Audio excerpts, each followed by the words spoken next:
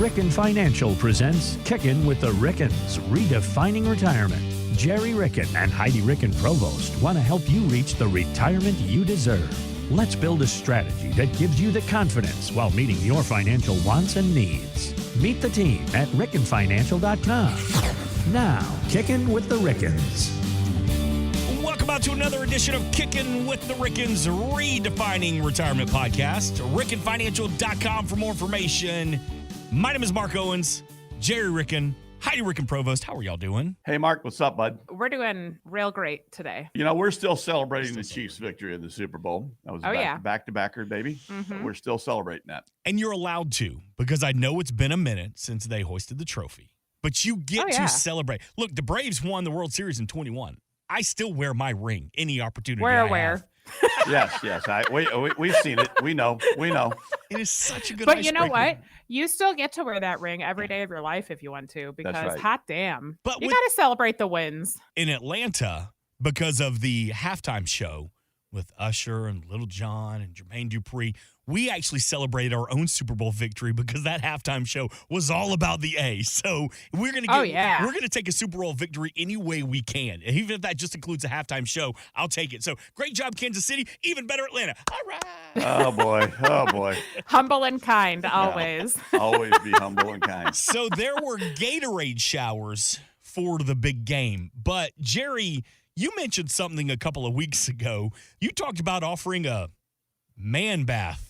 Talk to me about this. Okay, hold on. Wait. Before we get into this, before anyone's mind goes there, he's not talking about a Turkish bath situation. Clear that up. Okay, because that's what everyone is always like, a man bath? What Man the bath? hell? I'm So out. please take it away, Dad. Explain All to right. us. All right. So back in 2009, my nephew George was getting married, and it struck me, George, he was planning his bachelor party and all that kind of stuff. And when you typically have a man and woman getting married and leading into that wonderful day of their nuptials, they have a lot of activities, and they typically are focused on the bride. So Lindsay was having all kinds of bridal showers and all these things. And I'm like, you know what? George is kind of left out here. So I created the first ever man bath. Okay.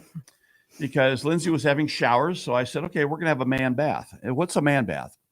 So I reached out to George and said, hey, would you be interested getting a group of your guys together? This does not replace your bachelor party in the least bit, but it adds another activity that guys can focus on and have a little fun leading into the wedding. And he says, well, Uncle Jerry, what is a man bath? And I said, well, here's what a man bath in my vision is. A man bath is we get a bunch of group of guys together. We eat nothing but fried or smoked cuisine. Amen. So those are the rules. Very limited vegetables. So things like bacon explosions, brisket, ribs, chicken lollipops, jalapeno poppers. Then we get into our vegetables. I just mentioned one of them. The green vegetables we have that day are jalapeno poppers and fried pickles. Perfect. Other than that, there's nothing else. We may have some smoked cream cheese. We may have some fried butter. We may have Fried butter? No. Oh, absolutely. Fried butter is Dad, amazing. come Fried butter is on. incredible. Go Fried on. butter is one That of my is not a favorites. food. Yes. Then It's a delicacy. we drink a lot of beer. There may be some bourbon involved as well. Yep. But for dessert, what we typically do are fried Twinkies, fried Oreos. Jesus. So, oh yeah. And it's, Mark, it is some of the most fun you'll ever have. And the objective is to get a group of guys together. But the kicker is to show up. I usually set a minimum of $25. You contribute $25, and I ask the groom, are you a Lowe's fan, a Home Depot fan, a Menards fan? And we buy a gift certificate so he can buy guy stuff, because he doesn't care about the stuff that's on their registry for the most part. He goes along and picks it out and smiles a lot. Yeah. But that's typically what a guy does. But there's not going to be any croissants with chicken salad on it, and there's not going to be petit fours. There's not going to be a charcuterie tray at this thing. It's going to be fried meat and Well, smoked how meat. dare you do something healthy for once in your life? You guys have to contribute to everyone's blood pressure and cholesterol issues so that in the future, you need some form of long-term care, right? Well, that could lead into that, Heidi. I hadn't even focused on that, but that's why we only do these on occasion. We don't do them every weekend. We do them on special occasions, like when someone's getting married. In fact, I'm in the process, Mark, of planning 3 of them right now. Good 2 grief. for my nephew, for 2 I know, nephews, for real. 2 for 2 nephews that are getting married during the next year, and another one for a cousin's son-in-law. Okay, what if you have a deep fried charcuterie board? Does that count? You'd have to Oh, good bread it in Lord. with the proper breading too, because it's all in the breading. It's all in the flavoring and the breading when you deep fry. Just let it be known, I gained 4 pounds just hearing your description right here. And Which is accurate. we always require checking your keys at the door, and no one ever drives after this because we want everybody to be safe and healthy. So if something Quote, unquote. happens with Ricken Financial, your side hustle is strong. I'm telling you, it's amazing. Jesus. It's so much fun. You don't need to feed into this, Mark. I'm in. Sign me up. Do you need a private investor? I'm going to explain that to my wife. Listen, Gretchen, I'm going to invest in Jerry Ricken's man bath. What you need to first do is come and be a sous chef at one of these, so Okay. you really understand the process. Okay. Again, Okay. I'm in. I'm sold. Whatever Okay, you need. perfect. But I think that Perfect. leads into a great discussion this weekend here on Kicking with the Rickens is all about your health care and your long-term care, because after a weekend of a man bath, of deep fried everything, I think you might need to run to the doctor just to get that cholesterol check, just to make sure that we haven't peaked Oh, or yeah. set a new record. 7 out of 10 of us are going to need long-term care at one point in time. Mhm. So it actually is a conversation we do need to be having, because if I'm one of the 3 that doesn't need it, I'm going to be providing care to someone I love, whether I want to be or not, because we've experienced that multiple times in our life already. Yes, we have, and I'm sure a lot of people out there have had experiences like that in their life with a loved one, and it's critical to focus on that while you're healthy. The people who call us who need long-term care can't qualify for it But by the time they're hyper-focused on it and they need the because they're calling us assistance, saying, "Hey, can you do something for my dad, for my mom, for my aunt, for my uncle, for myself, for my spouse?" By that time, it's too late. That ship has sailed. So if you're already in need of care, which would mean that you can't do 2 of your 6 activities of daily living, or you have some form of cognitive decline. that's right. So you need to be proactive. You need to be proactive. And people say, "Oh my gosh, I can't afford it." Can you afford not to have it? Is the question. Because Well, if- same as health insurance for people that let their health insurance lapse and then something happens to you. Think about how expensive it is now when you don't have health insurance. So, you got to cover your bases in long-term care, and you have to have a plan in place no matter what that plan looks like. And it can look like people who say, well, I'm going to have my family take care of me. well, Right. I have a sister. She's my best friend, and she's a nurse, but she's a pediatric oncology nurse. And guess what? By the time I need long-term care, do you think Barbie is going to be prepared to wipe my butt and take care of me when I can't do my activities of daily living? No, she was a pediatric oncology nurse her entire life. But even if she was a geriatric nurse, who has the time to devote to that? Like Yeah. right now, when we're helping out my mom's parents who are in long-term care facilities, it's like none of us, I mean, we all have jobs, and we're, as much as we would love to devote time to them, you can't find enough hours in the day when we only have 24 of them to start with, you have to have the time, and you also have to have the skill set. Oh yeah. Because the skill set for a lot of family members just isn't there. I would have no lifting clue. someone who can't transfer Yeah. themselves, that takes a special skill. So you have to have professionals, and you want to really design the care you want, Mhm. as opposed to having it being designed for you. Well, that's why you need to have a plan in place, and you should talk to someone to put your plan in place and in practice and on paper, because by the time you need it, and a lot of people will say, well, by the time I need long-term care, I don't want it. I don't want to live in that state. We don't get to choose that. Time always There's a wins. higher power out there that chooses that for us. But if you don't have a plan in place, God knows what your care is going to look like. But if you have a plan, you can actually have access to the type of care that you want. Let me ask you this. I come to you for the first time. I've been fighting it, the realization that I'm going to have to take a look at my long-term care. And I say, start me from the beginning. What are the very first steps you take with someone about setting up long-term care? Well, the first thing you need to do is figure out where you are in life financially. And when I say that, where you are in life financially, we need to have a starting point. We need to build a foundation before we can, a strong foundation. We need to understand the foundation before we can build on that. And when I say build on that, look at long-term care, focus in the future. So what's that look like? So we start with your income plan, your investment plan. We make sure that everything is buttoned up there. And we want to maximize your income because income is what it's going to take to pay for long-term care in the end. So we're not maximizing income up front, like things like Social Security, your pension, and having survivor benefits, those kinds of things. If you're not focused on the long ball, what you're going to do is come up short. So we don't ever want you to come up short and leave money on the table. So we pick up all the money on the table, make sure that's in your pocketbooks for the future.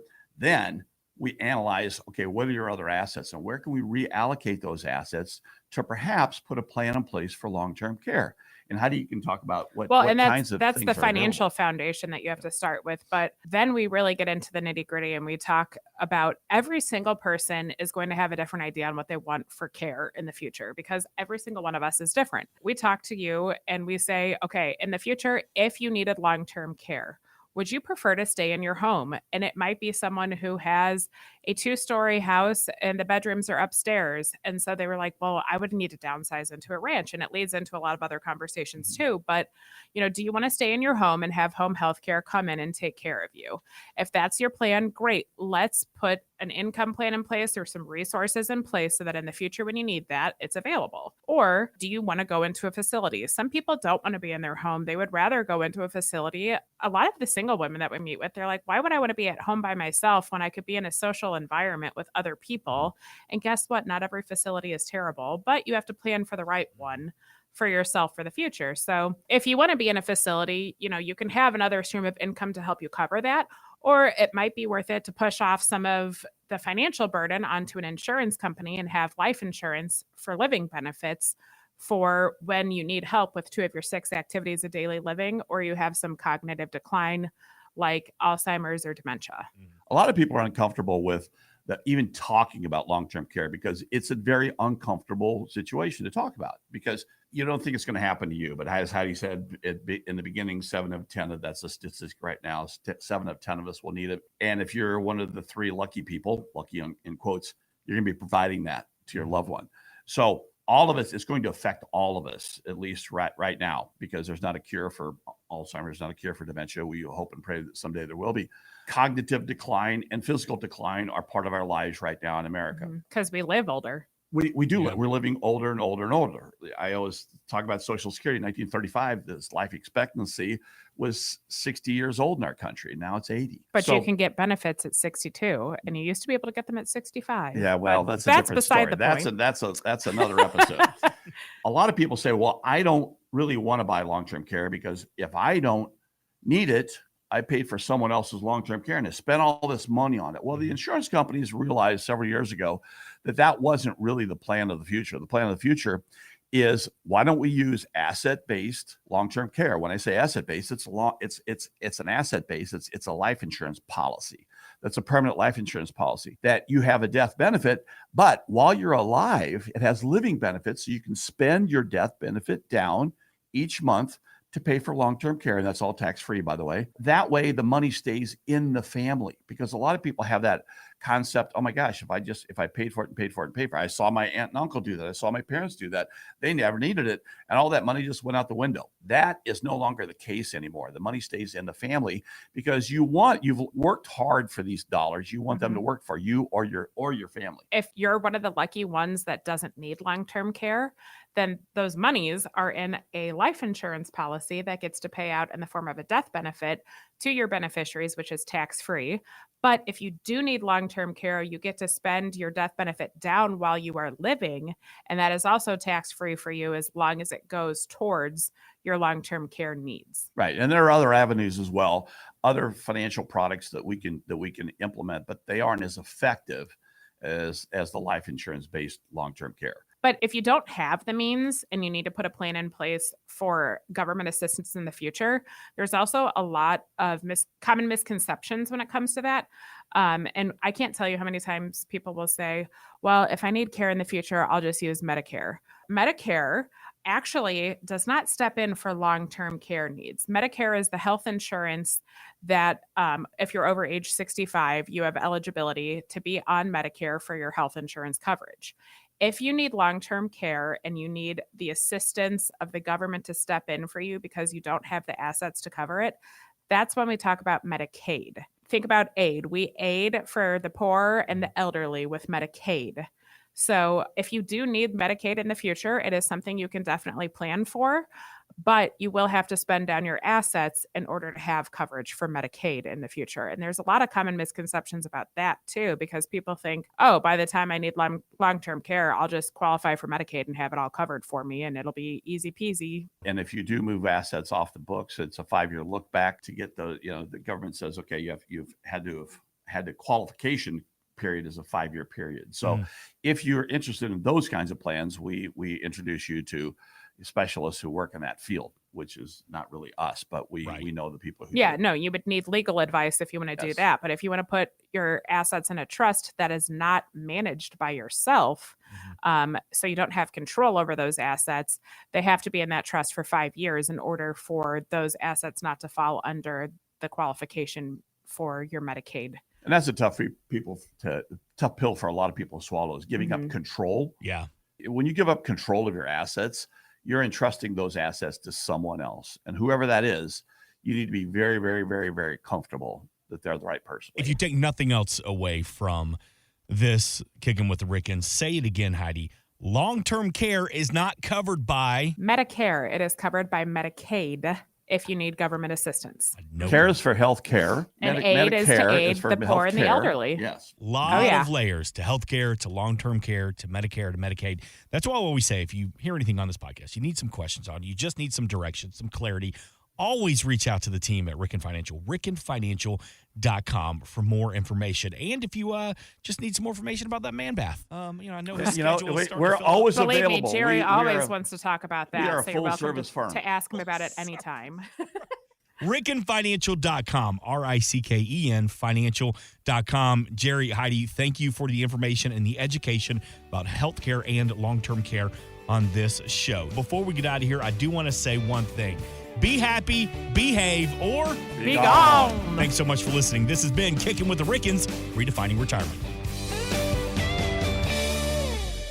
Insurance products are offered through the insurance business Ricken Financial LLC. Ricken Financial LLC is also an investment advisory practice that offers products and services through Impact Partnership Wealth LLC, a registered investment advisor. IPW does not offer insurance products. The insurance products offered by Ricken Financial LLC are not subject to investment advisor requirements. Investing involves risk, including the potential loss of principal. Any references to protection, safety, or lifetime income generally refer to fixed insurance products, never securities or investments. Insurance guarantees are backed by the financial strength and claims paying abilities of the issuing carrier. This podcast is intended for informational purposes only. It is not intended to be used as the sole basis for financial decisions, nor should it be construed as advice designed to meet the particular needs of an individual situation. Ricken Financial LLC is not permitted to offer, and no statement made during the show shall constitute tax or legal advice. Our firm is not affiliated with or endorsed by the U.S. government or any governmental agency. The information and opinions contained herein provided by third parties have been obtained from sources believed to be reliable, but accuracy and completeness cannot be guaranteed by Ricken Financial LLC.